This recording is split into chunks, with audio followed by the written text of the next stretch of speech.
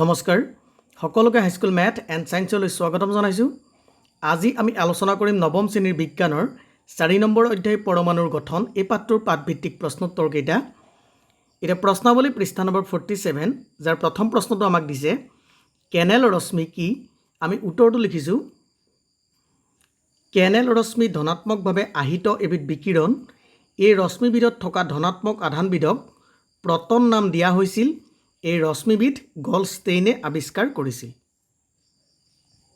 2 number পৰমাণু এটাত এটা প্ৰটন আৰু এটা ইলেক্ট্ৰন থাকিলে ই কোনো আধান বহন কৰিব নে নকৰে। আমি উত্তৰটো লিখিছোঁ পৰমাণু এটাত এটা প্ৰটন আৰু এটা ইলেক্ট্ৰন থাকিলে ই কোনো আধান বহন নকৰে, কাৰণ প্ৰটন ধনাত্মকভাৱে আহিত আৰু ইলেক্ট্ৰন ঋণাত্মকভাৱে আহিত। এতিয়া আমি জানো যে সমান সংখ্যক ধনাত্মক আধানে সমান সংখ্যক ঋণাত্মক আধানক সমতুলিত কৰিব, যাৰ কাৰণে আমি লিখিছোঁ সেয়েহে ই আধানহীন ৰূপত থাকিব। প্ৰশ্নাৱলী পৃষ্ঠা নম্বৰ 49 থমছনৰ পৰমাণু আৰ্হিৰ মতে পৰমাণু এটা সামগ্ৰিকভাৱে কেনেদৰে প্ৰসম হয় ব্যাখ্যা কৰা। আমি উত্তৰটো লিখিছোঁ থমছনৰ পৰমাণু আৰ্হিৰ মতে পৰমাণু এটা ধনাত্মক আৰু ঋণাত্মক আধান সমান মানৰ, সেয়েহে পৰমাণু এটা সামগ্ৰিকভাৱে প্ৰসম হয়। 2 নম্বৰ ৰাদাৰফোৰ্ডৰ পৰমাণু আৰ্হিৰ মতে পৰমাণুৰ নিউক্লিয়াছত কোনবিধ উপপাৰমাণৱিক কণা থাকে। উত্তৰটো লিখিছোঁ প্ৰটন। 3 নম্বৰ তিনিটা চেলৰে সৈতে বৰৰ পৰমাণু আৰ্হিৰ এটা চিত্ৰ অংকন কৰা। এতিয়া তিনিটা চেল বা তিনিটা শক্তি কক্ষ বুলিও কয়।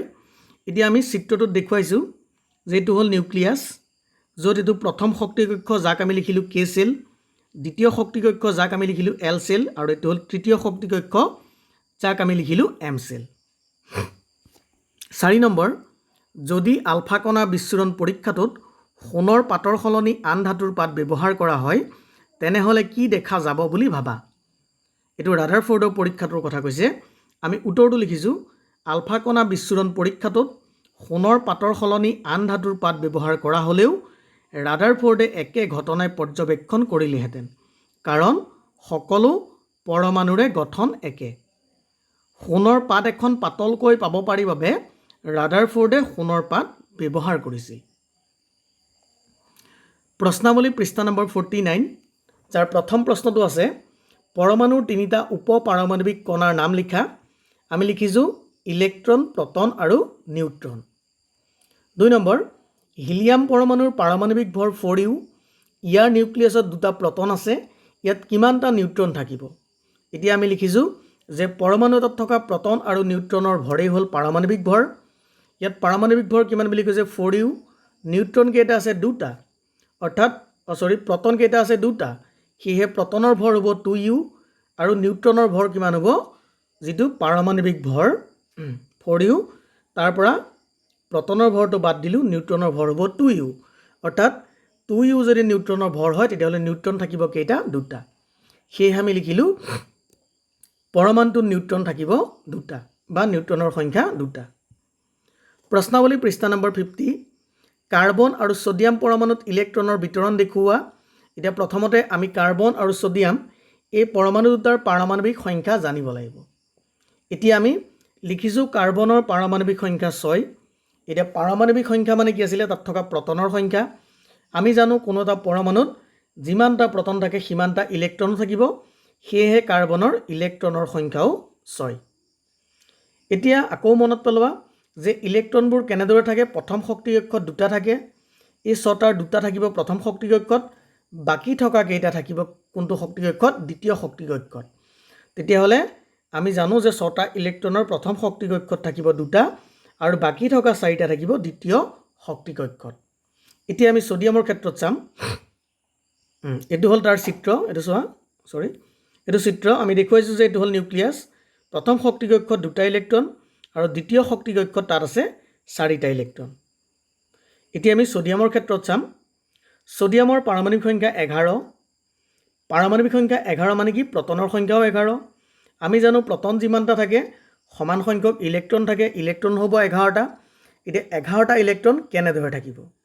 আমি জানো প্ৰথম শক্তি কক্ষত দুটা থাকিব, দ্বিতীয় শক্তি কক্ষত সৰ্বোচ্চ সংখ্যক 8টা ইলেক্ট্ৰন থাকিব পাৰে তোমালোকে এটোও জানা তেতিয়াহ'লে 2 য়ে 8 এ 10টা হ'ল 11 নম্বৰ অৰ্থাৎ এটা ইলেক্ট্ৰন কলৈ যাব তৃতীয় শক্তি কক্ষলৈ যাব সেয়েহে আমি লিখিলো প্ৰথম শক্তি কক্ষত 2টা ইলেক্ট্ৰন দ্বিতীয় শক্তি কক্ষত 8টা ইলেক্ট্ৰন তৃতীয় শক্তি কক্ষত এটা ইলেক্ট্ৰন থাকিব আমি চিত্ৰ আকাৰে দেখাইছো চোৱা নিউক্লিয়াছ প্ৰথম শক্তি কক্ষত 2টা ইলেক্ট্ৰন দ্বিতীয় শক্তি কক্ষত 8টা ইলেক্ট্ৰন 1 2 3 4 5 6 7 8টা আৰু তৃতীয় শক্তি কক্ষত এটা ইলেক্ট্ৰন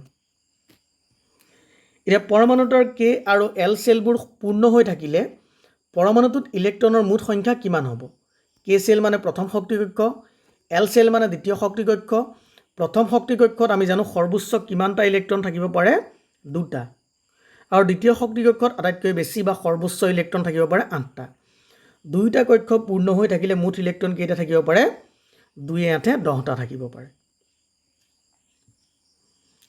ক্লোৰিন সালফাৰ আৰু ম্যাগনেসিয়ামৰ যোজ্যতা কেনেদৰে পাবা এতিয়া প্ৰথম আমি ক্লোৰিনৰ পাৰমাণৱিক সংখ্যা জানিব লাগিব এতিয়া ক্লোৰিনৰ পাৰমাণৱিক সংখ্যা হ'ল 17 প্ৰটনৰ সংখ্যা 17টা ইলেক্ট্ৰনৰ সংখ্যাও 17টা এটা তোমালোকে জানা এতিয়া ইলেক্ট্ৰনীয় বিন্যাস অৰ্থাৎ ইলেক্ট্ৰনবোৰ কেনেদৰে থাকিব তাক আমি এনেদৰে লিখিম প্ৰথম শক্তি কক্ষত 2টা থাকে জানো দ্বিতীয় শক্তি কক্ষত 8টা থাকে 2 য়ে 8 10 17টাৰ বাকি থকা 7টা থাকিব তৃতীয় শক্তি কক্ষত তেতিয়াহ'লে ক্লোৰিনৰ ইলেক্ট্ৰনীয় বিন্যাস হ'ব 2,8,7 এইকলৈকে নিশ্চয় বুজি পাইছা মানে তৃতীয় শক্তি কক্ষটো হ'ব ক্লোৰিনৰ কাৰণে শেষ শক্তি কক্ষ য'ত ইলেক্ট্ৰন থাকিব 7টা এতিয়া আমি জানো যে প্ৰত্যেকটো পৰমাণুৱে তাৰ শেষৰ কক্ষটো 8টা ইলেক্ট্ৰনে পূৰ্ণ কৰিব বিচাৰে এতিয়া 7টা ইলেক্ট্ৰন আছে 8টা ইলেক্ট্ৰনেৰে পূৰ্ণ কৰিবলৈ হ'লে কি হ'ব কাৰ্বাৰ পৰা এটা ইলেক্ট্ৰন ল'ব লাগিব এই 8টা ইলেক্ট্ৰনৰ পৰা কিমানটা ইলেক্ট্ৰন কম আছে এটা কম আছে সেইটোই হ'ব তাৰ যোজ্যতা তেতিয়া আমি নিশ্চয় বুজি পাইছো যে শেষৰ কক্ষত 8টা ইলেক্ট্ৰন পূৰ্ণ কৰিবলৈ এটা ইলেক্ট্ৰন লাগে সেয়েহে আমি লিখিলো ইয়াৰ যোজ্যতা হ'ল 1 পিছৰটো চোৱা সালফাৰ সালফাৰৰ পাৰমাণৱিক সংখ্যা আমি মনত ৰাখিব লাগিব 16 এটা সালফাৰ পাৰমাণৱিক সংখ্যা 16 মানে কি প্ৰটন 16টা আৰু ইলেক্ট্ৰন থাকিব 16টা ইলেক্ট্ৰনীয় বিন্যাস প্ৰথম শক্তি কক্ষত 2টা দ্বিতীয় শক্তি কক্ষত 8টা 2 8 10 তৃতীয় শক্তি কক্ষলৈ গ'ল 6টা তেতিয়া তৃতীয় শক্তি কক্ষ শেষ শক্তি কক্ষ অৰ্থাৎ শেষ কক্ষত থাকিব 6টা ইলেক্ট্ৰন 8টা ইলেক্ট্ৰনেৰে পূৰ্ণ কৰিবলৈ বিচাৰিলে ই কাৰ্বাৰৰ পৰা 2টা ইলেক্ট্ৰন ল'ব লাগিব অৰ্থাৎ তাৰ যোজ্যতা হ'ব 2 অৰ্থাৎ শেষ শক্তি কক্ষটো 8টা ইলেক্ট্ৰনেৰে পূৰ্ণ কৰিবলৈ কিমানটা ইলেক্ট্ৰন ল'ব লাগে বা কিমানটা ইলেক্ট্ৰন দিব লাগে সেইটোই হ'ব তাৰ যোজ্যতা এটা সালফাৰে 2টা ল'ব লাগে মানে সালফাৰৰ যোজ্যতা 2 এটা চাম ম্যাগনেসিয়াম এটা ম্যাগনেসিয়ামৰ পাৰমাণৱিক সংখ্যা 12 এয়া মই তালিকাৰ পৰা তোমালোকৰ যিখন তালিকা তোমালোকে পঢ়িছিলা সেইখন তালিকাৰ পৰা লিখিছো প্ৰটনৰ সংখ্যা হ'ব 12টা ইলেক্ট্ৰনৰ সংখ্যা হ'ব 12টা ম্যাগনেসিয়ামৰ ইলেক্ট্ৰনীয় বিন্যাস প্ৰথম শক্তি কক্ষত 2টা দ্বিতীয় শক্তি কক্ষত 8টা 2 8 10 তৃতীয় শক্তি কক্ষত 2টা অৰ্থাৎ শেষ শক্তি কক্ষত ইলেক্ট্ৰন থাকিব 2টা এতিয়া চোৱা আমি কৈছিলো প্ৰত্যেকটো পৰমাণুৱে মৌলই শেষৰ শক্তি কক্ষ 8টাকৈ ইলেক্ট্ৰনেৰে পূৰ্ণ কৰিব বিচাৰে এতিয়া এই 2টা আছে ই কেইটা ল'ব লাগিব লোকৰ পৰা বা অন্যৰ পৰা 6টা ল'ব লাগিব তাতকৈ সহজ যদি সি 2টাটো কাৰবাক দি দিয়ে তেতিয়া ইয়াৰ শক্তি কক্ষ শেষৰটো 8টা হৈ নাথাকিব জানো সেয়েহে মনত ৰাখিবা যদি ইলেক্ট্ৰন 5টাতকৈ বেছি থাকে তেতিয়া সি কাৰবাৰ পৰা ল'ব যদি 5টাতকৈ কম থাকে তেতিয়াহ'লে সি কাৰবাক দি দিব 5টাতকৈ কম আছে নহয় 2টা দি দিব দি দিয়াৰ লগে লগে শেষৰ শক্তি কক্ষ 8টা ইলেক্ট্ৰনে পূৰ্ণ হৈ যাব এতিয়া ই 6টা লোৱাতকৈ 2টা দিবলৈ সহজ সেয়েহে 2টা ইলেক্ট্ৰন দি দিব আৰু শেষৰ শক্তি কক্ষ 8টা ইলেক্ট্ৰনেৰে পূৰ্ণ কৰিব এতিয়া কেইটা ইলেক্ট্ৰন দিলে বা ল'লে সেইটোৱে হ'ল তাৰ যোজ্যতা 2টা ইলেক্ট্ৰন দি দিয়া নাই নে যোজ্যতা হ'ব 2 প্ৰশ্নাৱলী পৃষ্ঠা নম্বৰ 52 যদি এটা পৰমাণু ইলেক্ট্ৰনৰ সংখ্যা 8 আৰু প্ৰটনৰ সংখ্যা 8 তেন্তে পৰমাণুটোৰ পাৰমাণৱিক সংখ্যা কি হ'ব আমি জানো পাৰমাণৱিক সংখ্যা মানে কোনো এটা পৰমাণুত থকা প্ৰটনৰ সংখ্যা ইলেক্ট্ৰনটো গণনা নহয় প্ৰটন 8টা আছে মানে পাৰমাণৱিক সংখ্যা 8 পৰমাণুটোৰ আধান কিমান হ'ব আমি জানো প্ৰটন 8টা ধনাত্মকভাৱে আহিত প্ৰটন 8টা ধনাত্মকভাৱে আহিত অৰ্থাৎ আমি ধৰিলো যোগ 8 ইলেক্ট্ৰন 8টা ঋণাত্মকভাৱে আহিত যোগ 8 বিয়োগ 8 দুইটা মিলি 0 নহ'বনে মানে আধানৰ মান হ'ব 0 অক্সিজেন আৰু ছালফাৰ পৰমাণুৰ ভৰ সংখ্যা কিমান? এতিয়া প্ৰথমতে আমি চাওঁ যে অক্সিজেনৰ প্ৰটনৰ সংখ্যা কিমানটা থাকে? 8টা। অক্সিজেনৰ নিউট্ৰনৰ সংখ্যা কিমানটা থাকে? 8টা। ভৰ সংখ্যা মানে কি আছিলে? প্ৰটনৰ সংখ্যা যোগ নিউট্ৰনৰ সংখ্যা। তেতিয়াহ'লে অক্সিজেনৰ ভৰ সংখ্যা হ'ব 16। ছালফাৰৰ প্ৰটনৰ সংখ্যা 16, নিউট্ৰনৰ সংখ্যা 16। ছালফাৰৰ ভৰ সংখ্যা হ'ল 32। এতিয়া তোমালোকে এইখিনি এটা কথা মন কৰিবা যে প্ৰটন যিমানটা আছে নিউট্ৰনো সিমানটা আছে, কিন্তু সকলো পৰমাণু বা মৌলৰ ক্ষেত্ৰত কিন্তু প্ৰটন আৰু নিউট্ৰন সমান সংখ্যক নাথাকিবও পাৰে। এই দুটাৰ ক্ষেত্ৰত আছে য'ত তোমালোকে এটা নতুন ধাৰণা পাইছিলে কি? সমস্থানিক। এতিয়া আমি যাম যে চিহ্ন ডি, এইচ, ডি আৰু টি প্ৰতিটোতে পোৱা উপপাৰমাণৱিক কণিকাবোৰ তালিকাভুক্ত কৰা। উপপাৰমাণৱিক কণিকা তিনিটা আছিলে। কি কি আছিলে? ইলেক্ট্ৰন, প্ৰটন আৰু নিউট্ৰন। এইচ, ডি আৰু টি এই তিনিটা হ'ল হাইড্ৰজেনৰ সমস্থানিক। তোমালোকে নিশ্চয় মনত পৰিছে এইচটোতকৈ প্ৰটিয়াম, যাক এনেকৈ লিখে 1H1, মানে তলৰটোৱে বুজায় কেইটা প্ৰটন আছে আৰু ওপৰটোৱে বুজায় প্ৰটন যোগ নিউট্ৰন মিলি কেইটা হৈ আছে। তেতিয়াহ'লে প্ৰটিয়াম যাক কয় এইচ, ইয়াৰ প্ৰটন হ'ব এটা, ইলেক্ট্ৰনো হ'ব এটা। আমি জানো প্ৰটন আৰু ইলেক্ট্ৰন সদায় সমান থাকে। ইয়াত নিউট্ৰন নাথাকে, সেয়েহে আমি লিখিলোঁ নিউট্ৰন 0। ডয়টেৰিয়াম, যাৰ চিহ্ন তোমালোকে এনেদৰে পাইছিলে, মনত পৰিছে চাগৈ এনেদৰে। অৰ্থাৎ নিউট্ৰন এটা থাকে, প্ৰটন এটা থাকে, ইলেক্ট্ৰনো সমান থাকে, আৰু ইয়াত 2 হৈ আছে, অৰ্থাৎ প্ৰটন এটা মানে নিউট্ৰনো এটা। তোমালোকে মনত ৰাখিবা ডয়টেৰিয়ামৰ ক্ষেত্ৰত ইলেক্ট্ৰন, প্ৰটন আৰু নিউট্ৰন তিনিওটা এক এককৈ থাকে। ট্ৰিটিয়াম, যাৰ চিম্বলটো তোমালোকে কিতাপত এনেদৰে পাইছিলা, টি বুলি লিখিছিল, তলত 1, ওপৰত 3। ট্ৰিটিয়ামত মনত ৰাখিবা ইলেক্ট্ৰন এটা, প্ৰটন এটা, নিউট্ৰন 2টা থাকে। একোজোৰকৈ সমস্থানিক আৰু সমভাৰীৰ ইলেক্ট্ৰনীয় বিন্যাস লিখা। এতিয়া তোমালোকে মনত পেলাও সমস্থানিক কি আছিলে?